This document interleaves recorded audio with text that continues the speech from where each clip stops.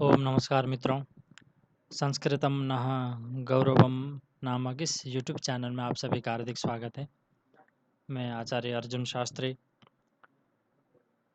कुछ व्यक्तिगत व्यस्तताओं के कारण काफ़ी लंबे समय के बाद आज वीडियो अपलोड कर रहा हूं।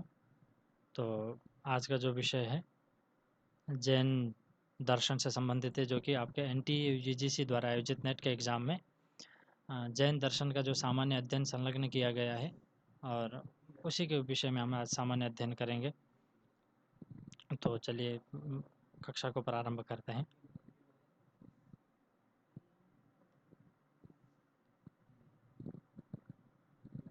जो आपके एनटीए यूजीसी द्वारा आयोजित जो नेट का एग्ज़ाम है उसमें जो सामान्य अध्ययन लगा हुआ है, इसका विशेष अध्ययन नहीं है, जो दर्शनों का सामान्य अध्ययन है, तो उसी से संबंधित इसमें प्रश्न है। और इतने से जो तकरीबन जितने भी प्रश्न पीछे भी आज से पूर्व भी जितने भी आपके परीक्षाएं हुई हैं, तो उनमें भी इन्हीं जो आप यहाँ पे पॉइंट दिए हुए हैं, इन्हीं से प्रश्न उनमें भी बने हुए हैं। तो इसलिए आप इनको ध्यान से देखेंगे, पढ़ेंगे और इसको अपने कॉपी में उतारेंगे, तो फिर आपको इनसे बाहर कोई ऐसा कोई प्रश्न इसमें से नहीं रहेगा। तकरीबन तकरीबन इसमें सबको इसमें संलग्न किया गया है, तो आप इसको ध्यान से पढ़ेंगे तो आपको समझ में आ जाएगा। तो देखते हैं कि जैन दर्शन को आर्हत दर्शन के नाम से भी जाना जाता है। जो आर्हत दर्शन, आपसे प्रश्न पूछे जा सकते हैं, आर्हत दर्शन, इनमें से आर्हत दर्शन किसे कहते हैं? तो जैन दर्शन को ही आर्हत दर्शन के नाम से भी जाना जाता है।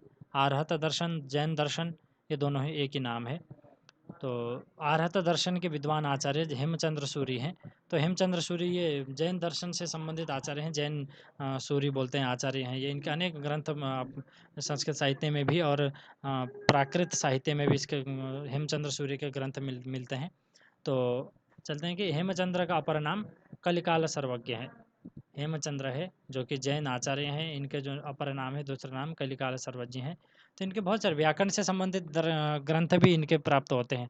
काफ़ी लगभग 90,000 श्लोकात्मक एक इनके व्याकरण का वो है, ग्रंथ है, जिसमें प्राकृत व्याकरण और संस्कृत व्याकरण दोनों को इन्होंने समेटा हुआ है। उसमें हैम व्याकरण बोलते हैं उसको। तो इन्हीं के है, हेमचंद्र सूरी के ही वो व्याकरण है।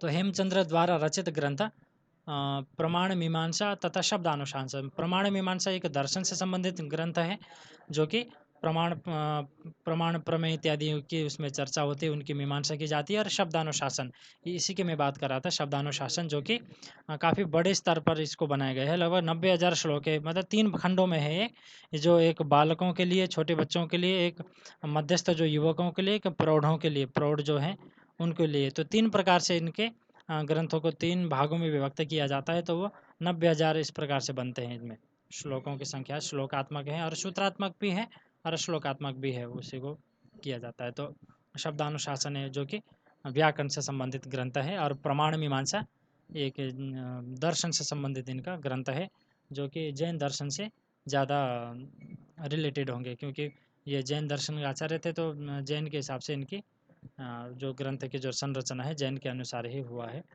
तो आगे देखते हैं कि सम्यक ज्ञान, सम्यक दर्शन और सम्यक चारित्र, इन रत्नत्रय का निरूपण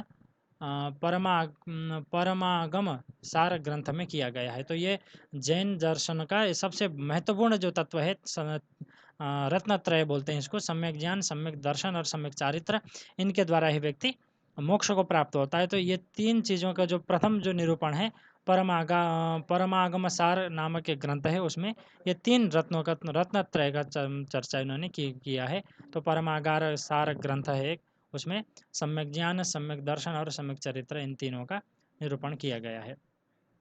तो आगे इस प्रकार से जैन संप्रदाय भारत के श्रमण परंपरा से निकला एक संप्रदाय है। श्रमण परंपरा मतलब, श्रमण मतलब सन्यासी से ही होते हैं श्रमण, जो कि भिक्षाटन करके अपने जीविकार्जन करते हैं। उन्हीं के परंपरा से जैन संप्रदाय का भी उद्भव हुआ है।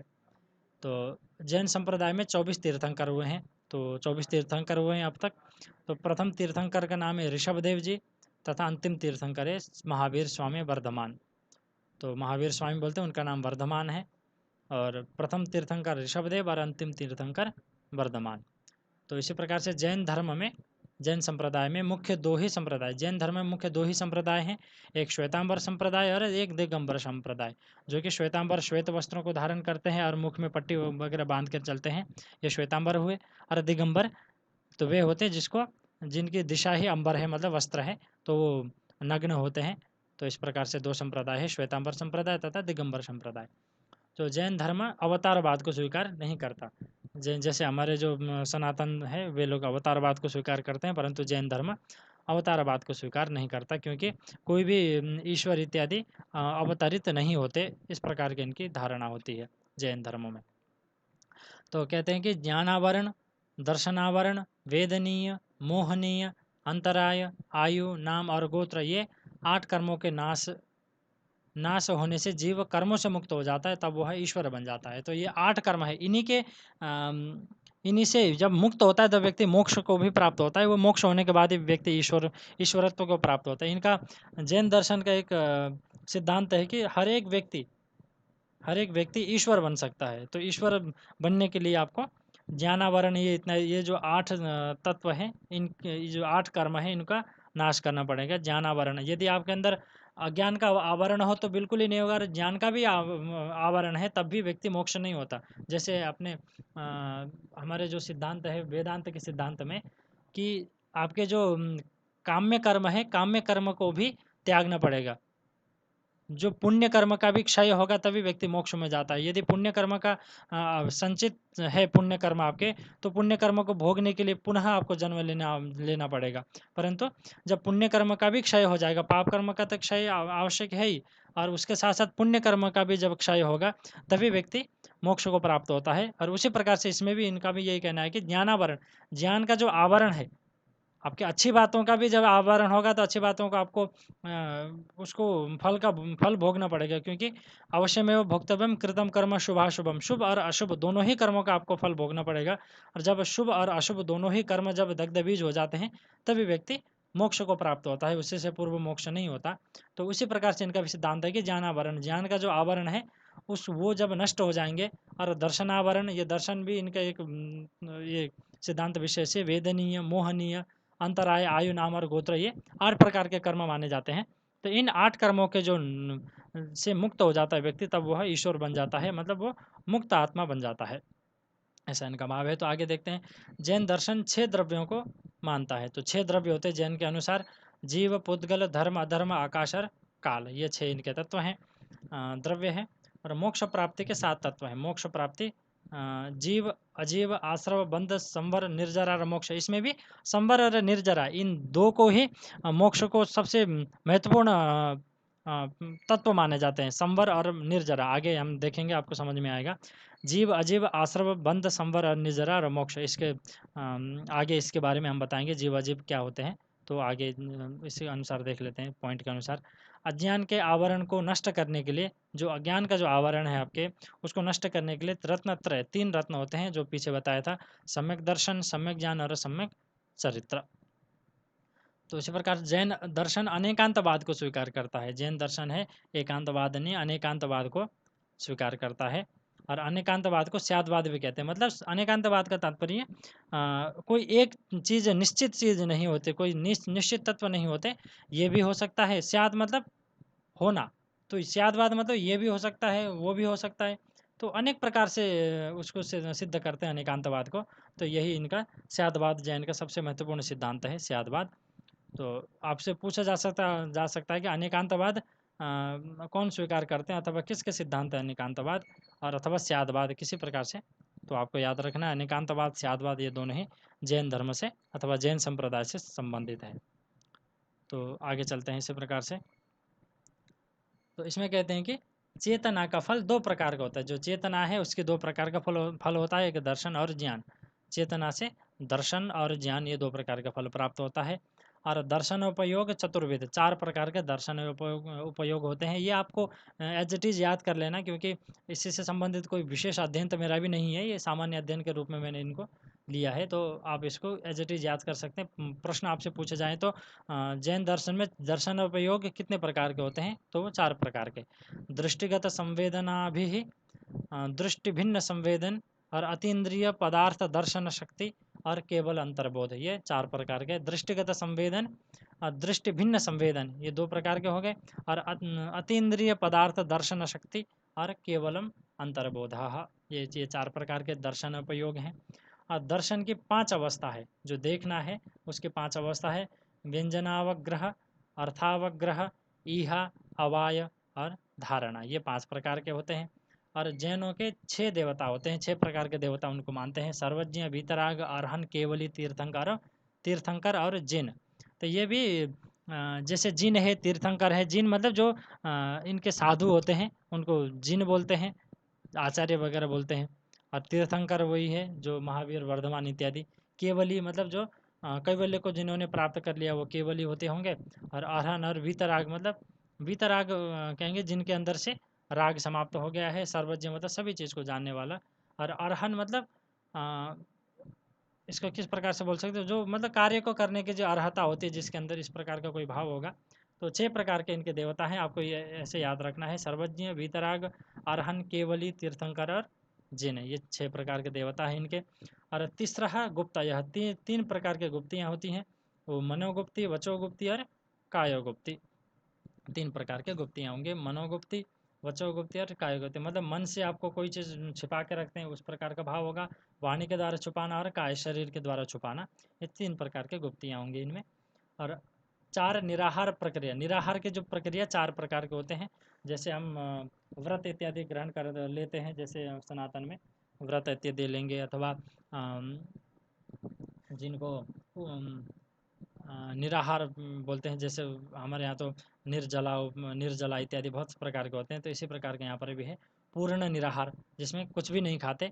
अर्ध निराहार, तो कुछ इसमें खाया जाता होगा, या सायंकाल को या प्रातः काल ऐसा कुछ होता होगा। वृत्ति संक्षेप और रस परित्याग, रस का बिल्कुल परित्याग कर देना, ये तो सर्वथा परित्याग होगा, जिसमें जैसे जल इत्यादि का भी ग्रहण न करना रस परित्याग में आता होगा। तो इस प्रकार के 4 प्रकार के निराहार की प्रक्रिया है। तो पूर्ण निराहार, अर्ध निराहार, वृत्ति संक्षेप। वृत्ति संक्षेप का भाव तो थोड़ा स्पष्ट नहीं है, पर फिर भी आप इसको एज इट इज याद रख लेना, वृत्ति संक्षेप और रस परित्याग। तो उसी प्रकार से 8 प्रकार की पूजा होती है। जल पूजा, चंदन पूजा, पुष्प पूजा, दीप पूजा, धूप पूजा, अक्षत पूजा, नैवेद्य पूजा और फल पूजा, 8 प्रकार की पूजा होती है। तो ये तो ऐसा लगता है कि थोड़ा सनातन के जैसा ही है ये भी। जल की पूजा होती है, चंदन इत्यादि की पूजा, पुष्प की पूजा, दीप की पूजा, धूप, अक्षत, नैवेद्य, फल इत्यादि, इनकी 8 प्रकार की पूजा, ये भी जैन दर्शन से संबंधित है। और जैन धर्म मतलब 10 धर्म, 10 प्रकार के धर्म, जैसे हमारे भी धृति, क्षमा, दमोस्तेयम, शौचम, इंद्रिय निग्रह, धीर, विद्या, सत्यम, क्रोधो, दशकम, धर्म लक्षणम, ये मनुस्मृति का श्लोक है। तो इसी प्रकार के इनमें भी 10 धर्मों को स्वीकार करते हैं। क्या है वो क्षमा, मृदुता, सरलता, शौचम, सत्यम, संयमता, तपह, त्यागम, औदासीन्यम और ब्रह्मचर्य। तो क्षमा मतलब सामान्य रूप से जो क्षमा कर देना ही, ये क्षमा करना एक धर्म के रूप में है। मृदुता, सरल रहना, मृदुता और सरलता ऐसा लगता है कि एक प्रकार का ही है, मृदुता भी सरलता ही होती है। अब किसी प्रकार से इनका होगा, किस प्रकार से व्याख्या करते हैं ये तो मुझे भी नहीं पता। मृदुता, शौच मतलब शुद्धि, सत्य मतलब वही सत्य बोलना, संयम करना, अपने इंद्रियों पर संयमता, तप करना, त्याग करना, औदासीन्य, औदासीन्य ये विषयों से उदासीनता ऐसा भाव होगा इसका, कि विषयों से आपके जो जितने भी इंद्रियजन्य विषय हैं उनमें उदासीन रहना ही एक, ये भी धर्म के ऊपर है, के अंदर आता है। और ब्रह्मचर्य, ये आपके 10 धर्म है।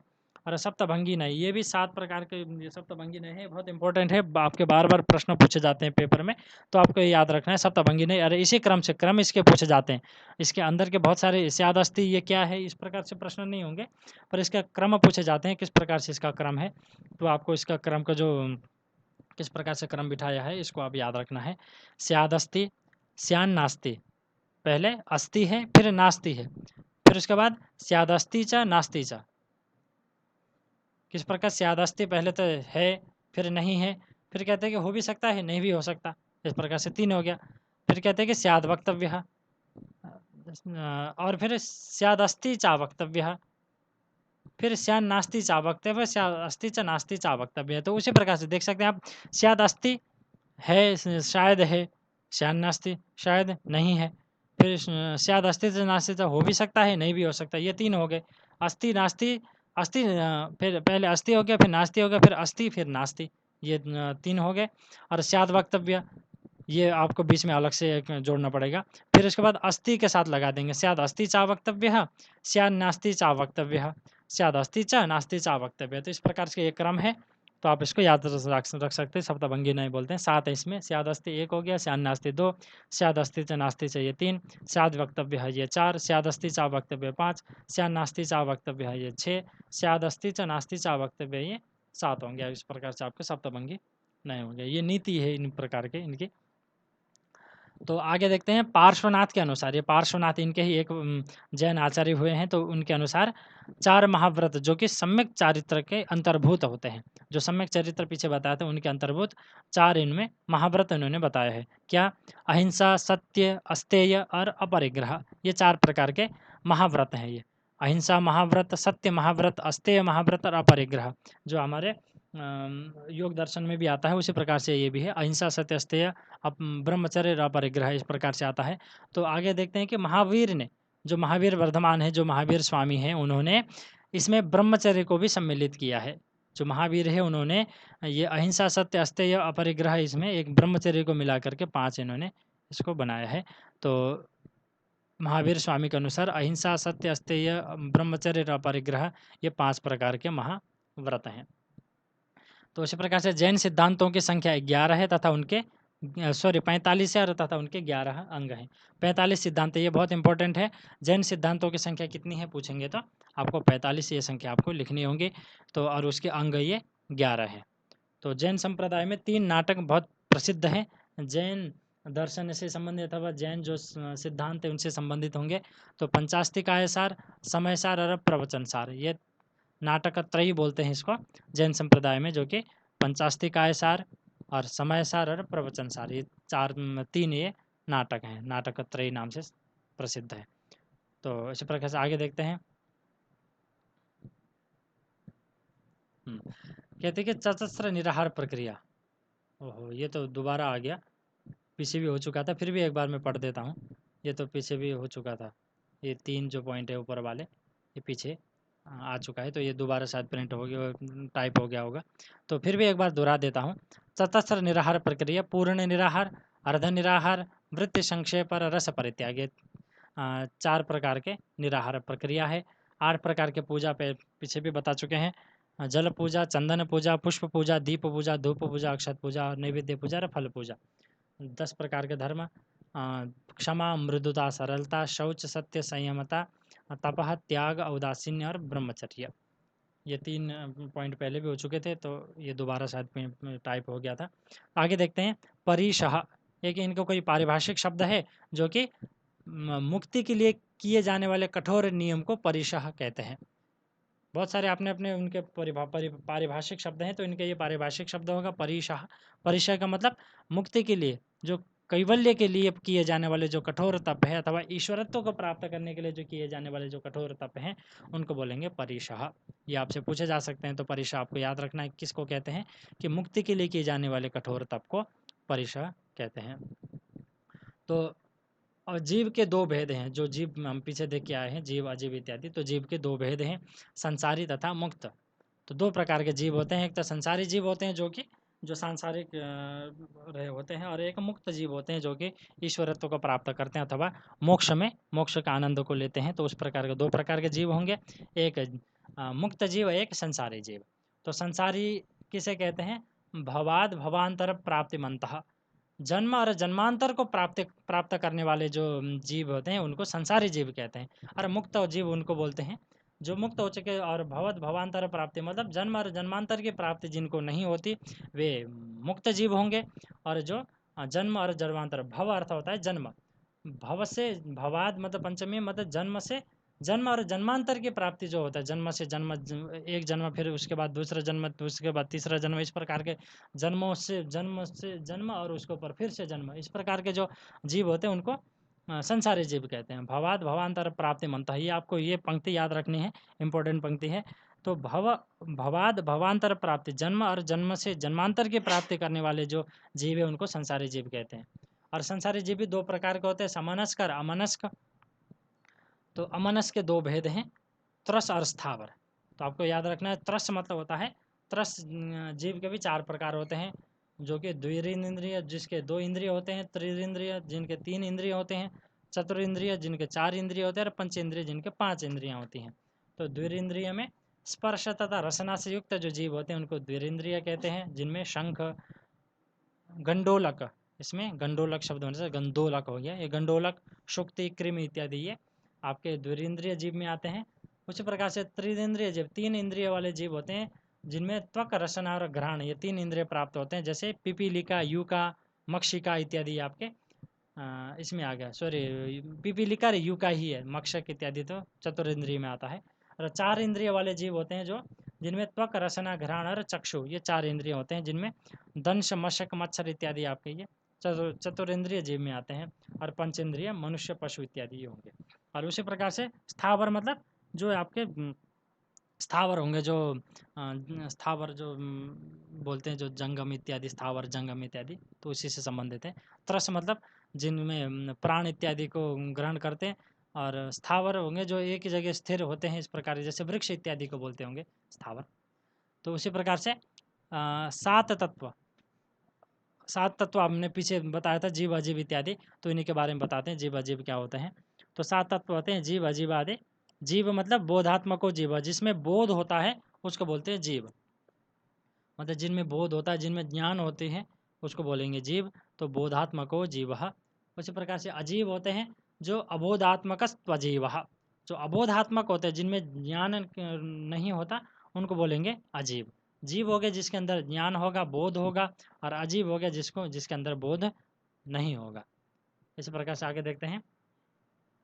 इसमें कहते हैं कि आश्रव, जीव, अजीव, आश्रव, बंध, संवर, निजरा और मोक्ष, ये 7 तत्व बताया था। तो उसमें से आश्रव, आश्रव क्या कहते हैं, औदारिकादि कायादि चलन द्वारेण आत्मनः चलयोग वेदनीयम आश्रव। तो मतलब औदारिक और कायादि चलन के द्वारा आत्मा को, आत्मा और चल योग को प्राप्त करने वाले को आश्रय बोलते हैं। इसका बिल्कुल एग्जैक्ट अर्थ तो नहीं पता, मैं सामान्य रूप से भाव बताना चाह रहा हूँ। तो मैंने भी इसका, ये शायद इसका आपके जो जैन सर्वदर्शन संग्रह से है शायद ये पंक्ति, तो उसका तो मैंने अध्ययन किया नहीं विशेष रूप से, तो उसी प्रकार से आपको इसको पंक्ति याद रख सकते हैं। औदारिकादि कायादि चलन द्वारेण आत्मनः चलयोग वेदनीयम आश्रव, इस प्रकार से होता है। उसी प्रकार से आश्रव के बाद होता है बंध, और सकषायत्वात् जीव कर्म भाव योग्यान पुद्गलान आदते स बंध। कहते हैं कि सकषाय, कषाय बोलते हैं आपके अंदर कर्म का कषाय बोलते हैं, जिसके आपके अंदर पाप कर्म होता है, उसी प्रकार का होता है कषाय कर्म, जिसमें जो आपके मुक्ति के लिए बाधक तत्व होते हैं उसको बोलेंगे कषाय। तो कषाय के कारण जीव कर्म भाव से, कर्म के कारण पुद्गलों को प्राप्त करता है, तो उसको बोलेंगे पुद्गल, मतलब ये शरीर को बोलेंगे पुद्गल, इस प्रकार का होता है। तो पुद्गल को जो प्राप्त करता है उसको बोलेंगे बंध। और बंध 4 प्रकार के होते हैं, प्रकृति बंध, स्थिति बंध, अनुभव बंध और प्रदेश बंध, ये 4 प्रकार। ये बहुत इंपॉर्टेंट है, बंध कितने प्रकार के हैं, तो आप इसको देख सकते हैं, याद कर लेना आप, कि प्रकृति बंध, स्थिति बंध, अनुभव बंध और प्रदेश बंध। तो संवर, उसी प्रकार से संवर हो गया आश्रव निरोध संवर। आश्रव का निरोध, जो हमने देखा ऊपर आश्रव, उसका निरोध करना ही संवर है। आश्रव स्रोतसो द्वारम, आश्रव है स्रोतस, स्रोतस इसमें का तात्पर्य होता है जो अपुण्य कर्म का जो द्वार होता है आश्रव, तो वही बोल रहे हैं कि उसको संवृणोते थे, उसको रोक देता है, इसलिए उसको संवर बोलते हैं। जो आश्रव का निरोध, उसको आश्रव को रोक देना ही संवर होता है। और आगे निर्जरा, अर्जितस्य कर्मणः तपः प्रभृतिभिः निर्जरणम निर्जराख्यम तत्वम, जो आपके द्वारा अर्जित कर्म है, जो मैंने पीछे भी बताया था, जो आपके अर्जित कर्म होंगे, जो आपके संचित कर्म है, वे भी मोक्ष के प्रति बाधक तत्व होते हैं। जैसे काम्य और निषिद्ध दोनों को कर्म, काम्य निषिद्ध वर्जन पुरस्सरम ऐसा करके आता है वेदांत में, कि काम्य कर्म, जो वेदांत पढ़ने का अधिकारी कौन होता है, तो उसी के प्रकरण में आता है कि काम्य निषिद्ध वर्जन पुरस्सरम नित्य नैमित्तिक प्रायश्चित कर्मों का जो उनको करता है, इस प्रकार से उसमें है। अब इस पंक्ति याद नहीं मुझे, तो आपको जो कि अर्जित कर्म है उसको, जो कि तप प्रवृत्ति, तप इत्यादि जो आपके कर्म है उनको भी रोक देना, निर्जरण कर देना, मतलब जड़ से ही खत्म कर देना, मतलब इसको बोल सकते हैं भस्मसात कर देना, उसी को बोलेंगे निर्जरण, निर्जरा। ठीक है, दग्ध बीज कर देना उन कर्मों को, जो कि आपके तप, जो संचित कर्म है, अच्छे कर्म है संचित कर्म, उनको भी रोक देना, उनको भी दग्ध बीज कर देना, उसको बोलते हैं निर्जरा। और मोक्ष, तो बोलते कि संवर निर्जराभ्यम, संवर और निर्जरों के द्वारा बंधन हेतु अभाव, बंधन के हेतु का अभाव करना, कृष्ण कर्म विप्रमोक्षणम, जो कृष्ण कर्म आपके संपूर्ण कर्म है उसको छोड़ देना है, ये मोक्ष है। मतलब इससे मुक्त हो जाना, आपके संपूर्ण कर्म है उनसे आपको मुक्त कर देना ही मोक्ष होता है। और जैन में मोक्ष के दो कारण मानते हैं, जो प्रमुख कारण जैन जो मानते हैं, मैंने पीछे बताया था, आपको आगे बताऊंगा। तो संवर और निर्जरा, संवर और निर्जरा के द्वारा ही बंध कर्मों से व्यक्ति छूट जाता है, तभी व्यक्ति मोक्ष को प्राप्त होता है। तो जैन दो मुख्य मोक्ष के कारण को मानते हैं, वो संवर और निर्जरा।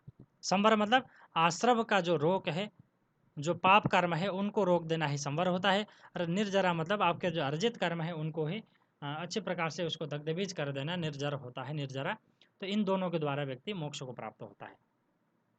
कहते हैं कि दर्शन ज्ञान दर्शन चारित्राणी अपवर्ग से वर्तनी, तो अपवर्ग मतलब मोक्ष के जो वर्तनीय है, कारण है, वो ज्ञान दर्शन और चरित्र है। ये तीन प्रकार के जो रत्नत्रय हैं, यही अपवर्ग के वर्तनी है, ये कारण है।